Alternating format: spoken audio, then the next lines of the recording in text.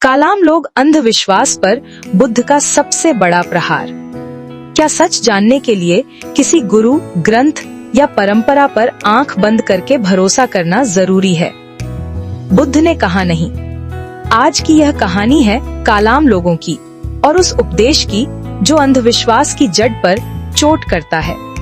एक समय की बात है, कोसल देश में एक छोटा सा गणराज्य था कालाम। कालाम के लोग उलझन में थे। उनके गांव में एक के बाद एक गुरु आते, हर कोई अपनी बात को अंतिम सत्य बताता। एक कहता यही सही है, दूसरा कहता नहीं वही गलत है, तीसरा पहले दोनों को झूठा बताता। कालाम लोग परेशान हो गए।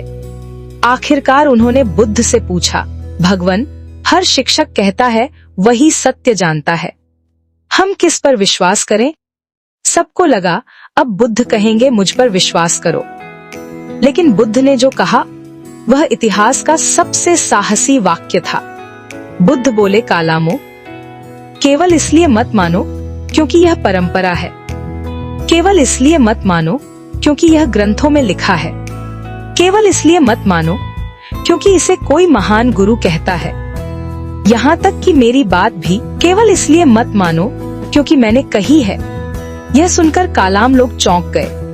बुद्ध आगे बोले, जब तुम स्वयं देखो कि कोई विचार लोभ, द्वेष और मोह बढ़ाता है तो जान लो वह गलत है, और जब तुम देखो कि कोई बात करुणा, विवेक और शांति बढ़ाती है तब उसे अपनाओ। यह था कालाम सूत्र। बुद्ध ने आस्था को नहीं, अंध आस्था को चुनौती दी। उन्होंने कहा, सत्य वह नहीं जो सुना जाए, सत्य वह है जो जिया जाए। कालाम सूत्र का अर्थ यह नहीं कि कुछ भी मान लो, इसका अर्थ है सोचो, परखो और अनुभव करो। बुद्ध जानते थे अंधविश्वास इंसान को आज्ञाकारी बनाता है लेकिन जागरूक नहीं। इसलिए उन्होंने अपने शिष्यों को भी कहा, मेरी बात को सोने की तरह घिसो, काटो, जांचो, तभी स्वीकार करो। आज भी कालाम लोगों का सवाल हमारा सवाल है, हम क्या माने? और बुद्ध का उत्तर आज भी उतना ही प्रासंगिक है जो तुम्हें अधिक मनुष्य बनाता है, वही सत्य है। बुद्ध ने मानने वाले नहीं, समझने वाले बनाए। अगर कोई शिक्षा आपसे सवाल पूछने का अधिकार छीन ले तो समझिए वह बुद्ध की नहीं है। जय भीम, जय मूल निवासी, नमो बुद्धाय।